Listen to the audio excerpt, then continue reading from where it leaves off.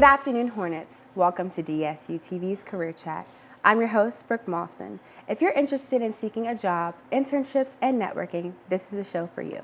Joining me today is the Executive Director of Career Services, Terry Bankston. How are you doing today? I'm doing fantastic, Brooke.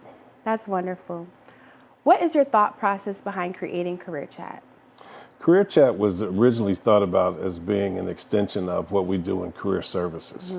I have some selfish reasons behind it because it gives me a chance to showcase our students and the things that you all are doing here with the TV station, but also it gives me a chance to let the companies see the talent that we have here on campus.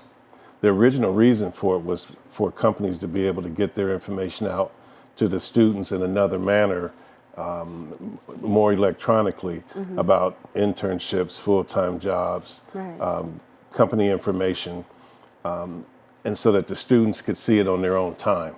And that was the main concept behind what we were doing.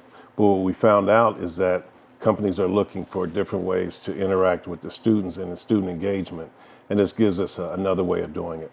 Knowing that Career Services provides the coach closet, building your resume, and mock interviews, could you elaborate more on that? The fundamental purpose of the Career Services Office are those things, to get the students prepared for life after the walls of the university, whether they get a 2-year degree, 4-year degree, or go on to get a master's or doctorate. The resumes, the mock interviews, Dress for Success are all part of that whole process on getting it done, and that's the foundation. The bigger part of what we do is to try to get that mentorship, that interaction, the networking piece, and just to get students more prepared to talk about what their strengths are, weaknesses, and build up that self-confidence that they have inside of them. You'll always hear me say that I think that this generation of students that are in school right now are the most intellectual, technological savvy students ever. I agree. I think that that's the good part. Yeah. I think the bad part is that you don't talk about it enough. And so with this, it gives us an opportunity to expand the horizons of the students, which is why with all the things that you've said, and we go back to the first question, the Career Chat is one where we'll be showcasing the companies, but I also want to have a chance for us to showcase students, student activities, student groups, programs here on campuses, as well as faculty and staff. Okay. How can students utilize Career Chat to go into their future endeavors?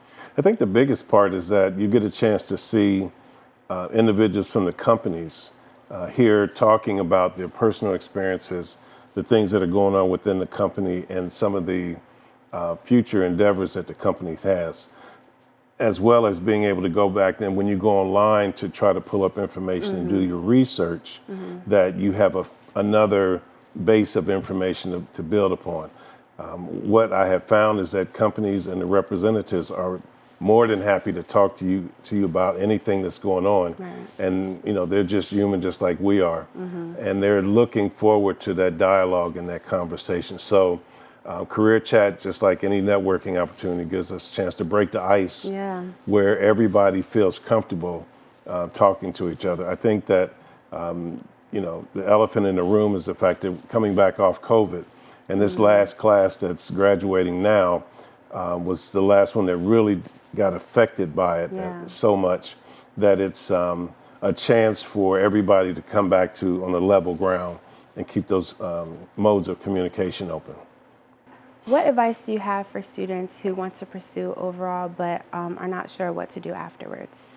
That's a great question, because what you'll find again with the Career Chat is that there may be some opportunities that students have that are outside their comfort zone or outside their major. Right, exactly. And so the biggest part is to being able to have that conversation with the companies about, what they're looking for.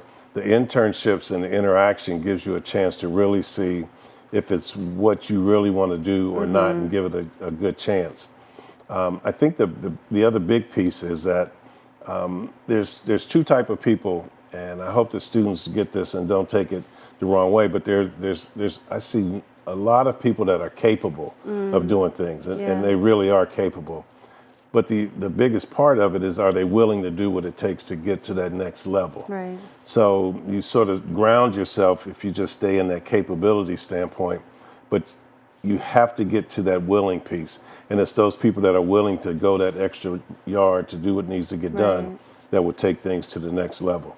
And once you get that will piece together, you'll see that there's a big field of ways that you can help support your community, your family, and your personal self, as far as from economics to just feeling good about what you're doing and give it back and making a big difference and contributing and serving the community. I agree. I think that you kind of have to put yourself in uncomfortable situations to feel comfortable and to do those things. And you're not in it by yourself. Yeah. I think that one of the things that has come from the whole COVID era is that the opportunity to go out and reach out and talk to individuals and ask them about their experiences in the areas that you are trying to reach into. So having those one-on-one conversations offline about a job makes it easier. So when you start the job, you're not just walking into something without having some background about it. I agree. It's preparation for them. Thank you so much for joining me today. And thank you for tuning into this episode of Career Chat. I'm your host, Brooke Malson, signing off with DESU-TV.